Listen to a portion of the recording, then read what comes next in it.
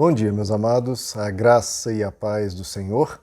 Eu sou o pastor Rômulo Pereira, da Igreja Batista Palavra da Graça, e hoje nós vamos estudar os Atos dos Apóstolos, capítulo 10, verso 44, que nos diz: Enquanto Pedro ainda estava falando estas palavras, o Espírito Santo desceu sobre todos os que ouviam a mensagem.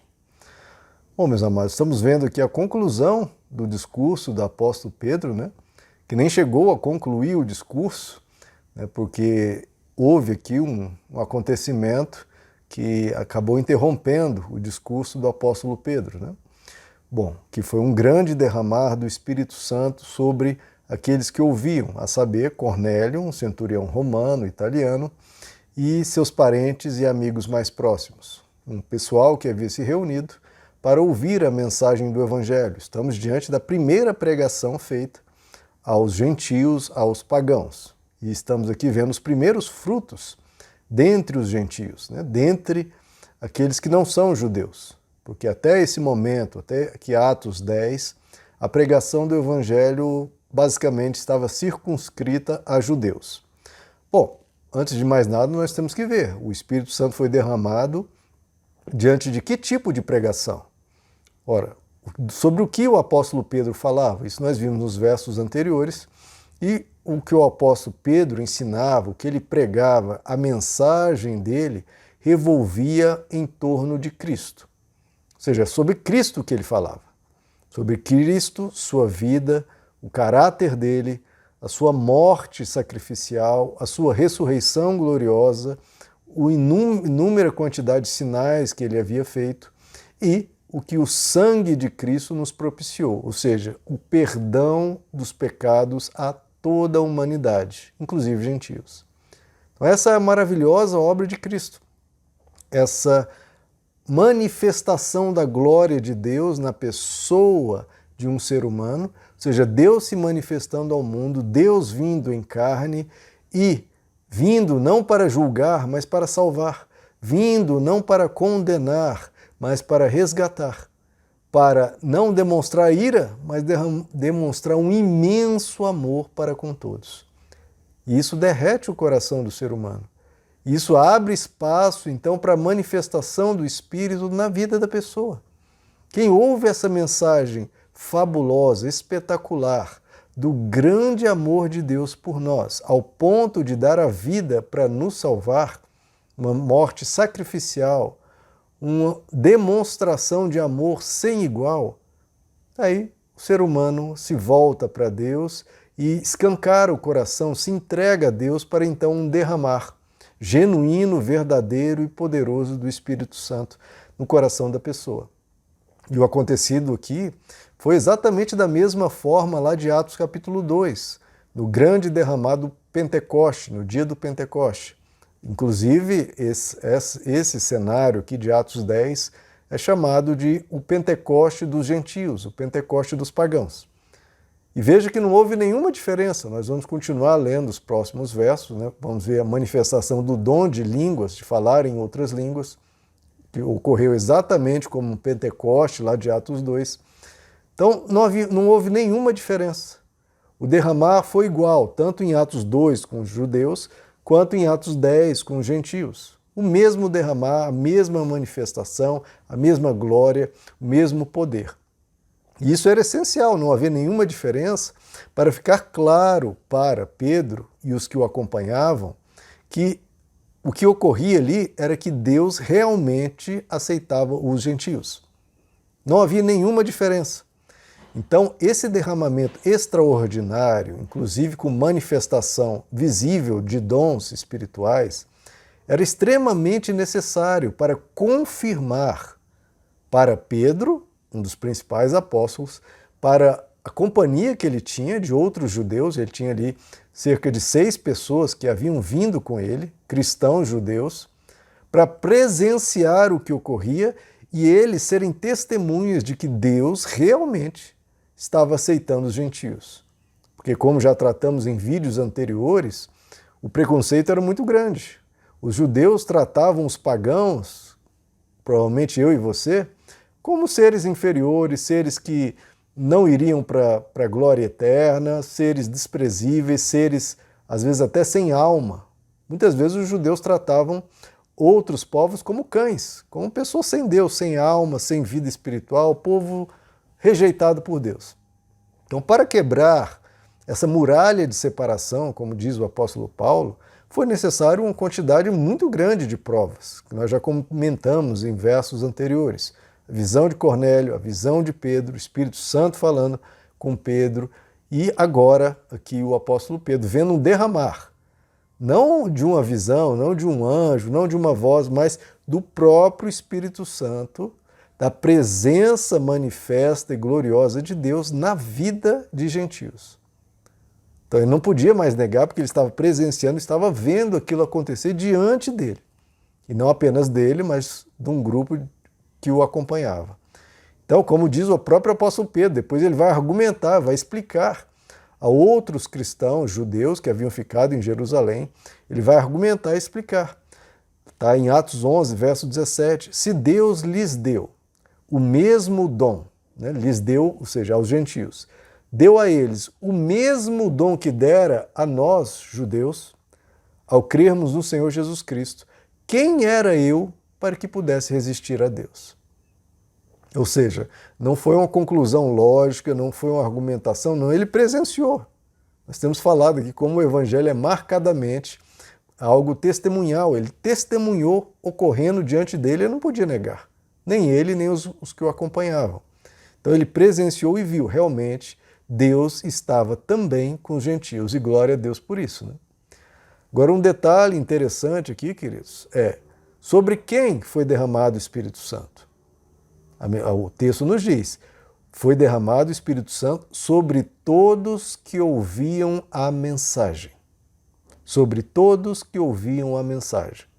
Então, há de se ter uma mensagem, uma fala de Deus ao coração humano, que é a mensagem, a palavra de Deus, ela fala ao coração humano, e o ser humano, quando recebe essa mensagem, é convencido por ela, e o Espírito Santo trabalha nesse convencimento, né? O Espírito Santo convence o ser humano do pecado, da justiça e do juízo. Quando a pessoa recebe essa mensagem, o Espírito Santo trabalha nessa mensagem para convencer o ser humano. O ser humano se dobra a essa mensagem, recebe essa mensagem, abre o coração a essa mensagem, o Espírito Santo entra e aí realiza a boa obra de transformação no interior do indivíduo. Então, veja só, tem que haver a mensagem, e aí, havendo a mensagem, o Espírito Santo tem um material para ser trabalhado, ele age nesse material e explode isso na alma do ser humano. E aí o ser humano fica cheio do Espírito Santo, recebe um discernimento, uma graça maravilhosa, se encontra com Deus, com essa comunicação que primeiro ele recebe. Em vez de resistir à mensagem, em vez de ignorar a mensagem, ele se abre a ela e aí o Espírito Santo entra. Então é muito importante isso, queridos, porque se não há palavra de Deus, se não há uma comunicação de uma mensagem que a pessoa receba, e isso permite com que ela se abra à verdade e a Deus, o mais são emoções. Se não houver essa mensagem, é uma encenação, é um show, é um emocionalismo barato, uma catarse, para usar um termo até psicológico, né, da psicologia, quando a pessoa tem uma grande erupção de emoções muito fortes. Então, muitas vezes, muitos, entre aspas, batismos com o Espírito Santo são encenações, a pessoa está empolgada, está principalmente com show, com grandes frases de efeito. Não é isso. Estamos falando dessa mensagem poderosa de Cristo, da cruz, do amor de Deus, da ressurreição, do perdão oferecido a nós, desse tão grande desejo de Deus por nós, seres humanos, e um desejo a ponto de fazer por nós essa grande maravilha, esse escândalo da cruz. Então é isso que quebranta verdadeiramente o ser humano. Porque muitos se dizem cheios do Espírito Santo, mas chegam em casa, batem na esposa, vão no comércio e enganam as pessoas. Na igreja, muitas vezes, saqueiam as pessoas. Então, tudo isso, queridos, é encenação. É mentira. As pessoas podem, sim, fingir ou manipular os outros e a si mesmos achando que tem alguma coisa, mas não mostram a verdade. Como diz Jesus, uma árvore você conhece pelos frutos. Que tipo de fruto aquela pessoa demonstra? Que tipo de mensagem ela criou? Que tipo de virtude e transformação ela demonstra em função dessa presença espiritual? Porque se Deus está presente na vida dela, tem que haver mudança, e mudanças muito grandes. A pessoa não pode ser torpe, não pode ser tosca, grosseira, uma pessoa cheia de ódio, cheia de amargura, cheia de veneno, cheia de inveja, cheia de cobiça. Se a pessoa tem dentro dela Deus morando.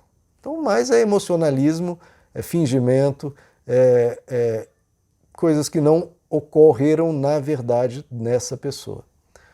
Agora, um fato interessante que nós vemos aqui é que o Espírito Santo se derramou àquelas pessoas que não eram circuncidadas, como os judeus, e nem haviam recebido o batismo de águas. Olha só, muitas pessoas às vezes perguntam, né?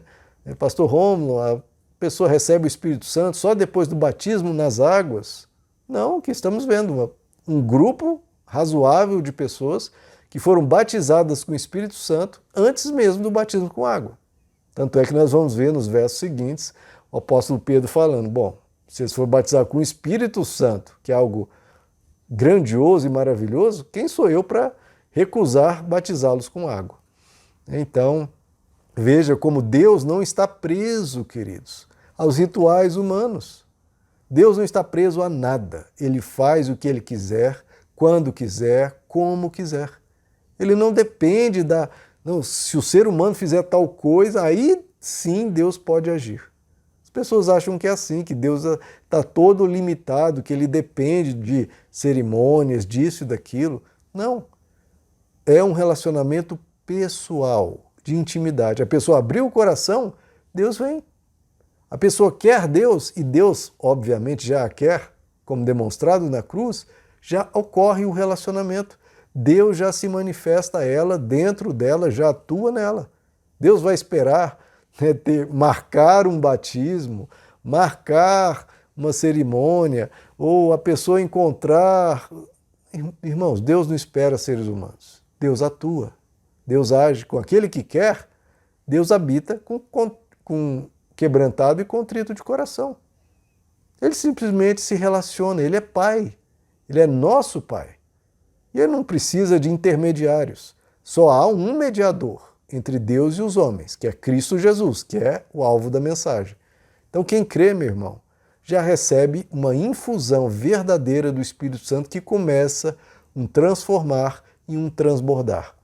Nem toda manifestação do Espírito é um derramar tão efusivo como em Atos 2, como em Atos 10.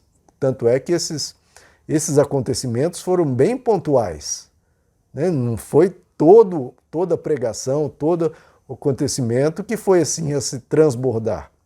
Porque muitas vezes Deus é muito discreto, em boa parte das vezes. Não restrinja Deus a um único tipo de... Deus só se manifesta assim. Ponto. Não, quando você vai dar ordem para Deus, você só pode se manifestar assim? Claro que não, irmãos. Ele se manifesta de 1000 formas diferentes. Tanto é que a gente vê esses episódios tão efusivos, tão extraordinários em alguns pontos.